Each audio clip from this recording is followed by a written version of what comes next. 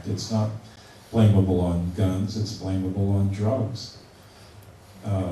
Yes? We sell things like Laetrile, B17 in the health food stores there in America? Laetrile and B17, yes and no. You can sell it even over the internet, Laetrile. There are 27, 28, or 29 states that legalized it, mostly because of our organization. We brought legislation in a lot of the states and got it passed, so that made it legal for Laetrile to be sold. That was back in the 70s that we did that, a little bit the 80s. And, but you can sell it, you just can't say what it's for. You're just selling apricot seed kernels, but you can't say what it's for. You can't call it B17, for example. And even if you call it Laetrile, you might be skating the thin edge of the ice. So, yes, sir. We were talking earlier about writing to people, and making their voices heard. I know in Dublin there is a Codex Alimentarius office somewhere in Stephen's Green. But would you actually know what their functional role would be? Like, would it be a part of the Irish government or the UN, or how powerful or unhelpful it could be? The Codex Alimentarius office in Dublin, I haven't visited, but I can say probably with 99% certainty it's just the Irish government's office. Same way the US government has its Codex Alimentarius office in Washington. Well, it's in Rockville, Maryland, just outside of Washington. But anyway, the point is that it's the Irish government's office, and it wouldn't be too useful for you to do too much with them except to be a bother to them, because, like I just said before, all the decisions are really being made by the EC representative anyway. The Irish government, like the Italian government, like the French government, like the Slovakian government, if they send a delegate, they sit there like a bump on the log and don't have a say. That's why I'm stunned that Turkey wants to be in the European Union, because it'd lose its voice. It'd be a bump on the log too. Then it'd be the EC representative at these meetings talking out. Anyone who wants to join the European Union. The best thing that could possibly happen is to leave the European Union and have your own, free trade agreements with other countries that allow the free trade and exchange of goods. You'd be far better off. So, but that's my personal opinion. Thanks very much for your comprehensive talk. Thanks very much for your comprehensive talk. So an asking question there, a term which is becoming more frequently used, more openly used. People like Gordon Brown use it, and people like Henry Kissinger use it, and that's the term the New World Order, which is becoming linked to a lot of things. So can you please touch on that subject? Well, anyone who uses that is immediately branded as a kook or whatever, and almost immediately, except amongst those of us who actually think there is an agenda out there, and there apparently is, because we've been, the natural tendency, there's a natural law that works in the universe. I mean, just like there are many natural laws, whether it's gravity, which is actually electromagnetic energy, but gravity or thermodynamics or whatever. But one of the natural laws of the universe is that power tends to accrete, tends towards the center. And so the New World Order types, the people with power, the power brokers like the Bilderbergers, the Rockefeller family, the Rothschilds, thank you, but I was trying to think of Rhodes, who wanted to recreate the British Empire and reabsorb the United States within it, which is trundling along quite well right now, thank you.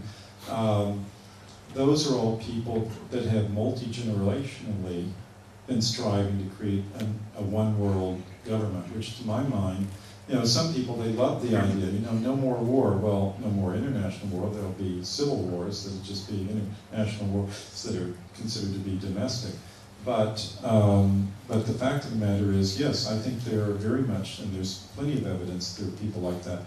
Think of all the candidates for the US presidency before they get the nomination by their parties, before Obama, before Hillary Clinton, before Bill Clinton, before a lot of these people who were seeking the office of the presidency could even think of being nominated or strive for it. They went hand in hand to the Bilderberger meetings to sit dutifully outside their meeting place, to be called in, to be told that they would get the job or not, or that they would be supported or not. You know, every U.S. president for the last 40, 50 years has been a member of the Council of Foreign Relations, except for Ronald Reagan, and he was surrounded after the assassination attempt on his life in March of '81. He was surrounded by CFRs, which happened just after the assassination attempt. You can imagine the conversation that went on in his ambulance, by the way, just a quick aside. You know, here this was John Hinckley, of the Hinckley family that was tied to the Bush family, that shot and wounded Reagan, and he was immediately put into his limousine, the armored limousine, and the hospital was 10 minutes away. Well, it took them 30 minutes to get there. So you can imagine the conversation that went on before. There's a Reagan in his first 3 months of office, and then there's the Reagan all the last 8 years of his term. And in the last 8 years of his term, he talked good, and he said the right words and all of that, but his actions were all New World Order actions for the most part. Well, before the assassination attempt, his actions matched his words. So you can imagine the conversation in the vehicle. Well, we're going to let you die unless you agree to, you know, dismiss Alexander Haig or whomever is your chief, your Secretary of State, and appoint this Bushite in his place. We're going to let you die if you don't let this person in and do what we say. And I can just imagine that conversation. And then, you know, 30 minutes later, instead of 10 minutes, they arrive at the hospital and his life is saved. So he must have cut a deal with him somewhere along the line. Anyway, this all is part and parcel of the circumstantial evidence, because we haven't been attending these meetings, of what's going on and who really runs things. You know, we all think we vote for the President of the U.S. or the Prime Minister of Ireland or Britain or Sarkozy of France, but really the fact of the matter is they're pre-selected, and then the media goes into action. It's something that Noam Chomsky of the left wing said. He wrote a book called The Manufactured Consent. Might have been The Manufacturing of Consent. Great book.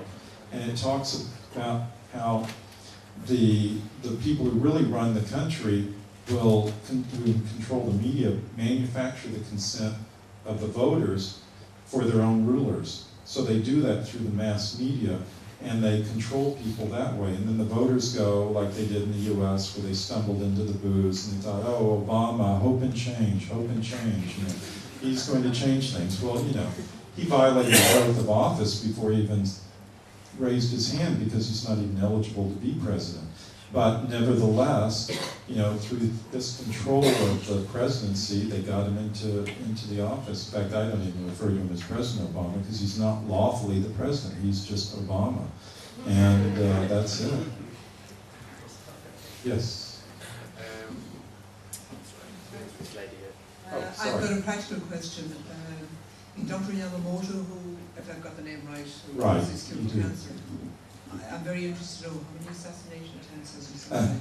well, and how the hell does he manage to stay living, and how the hell does he manage to stay practicing?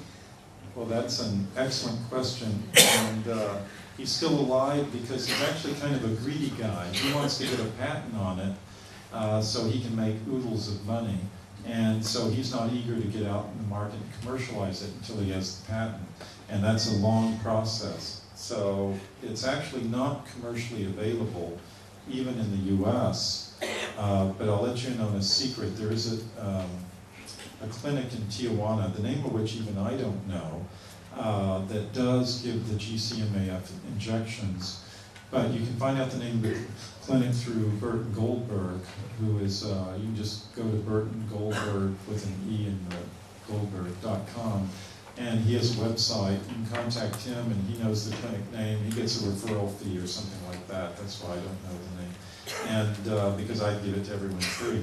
But you can contact him. He's actually a brilliant individual, and he knows what he's talking about. And he's written several books on cancer, so you could go to him. On another hand, I had word that there are some natural substances that in combination have effectively the same action as GCMAF. But those people are hoping to come out with a product on it, and they didn't tell me what those ingredients are. But I rather suspect that vitamin D, natural vitamin D, is prominent amongst them. Most likely it also includes quercetin, I would actually recommend to you that you go to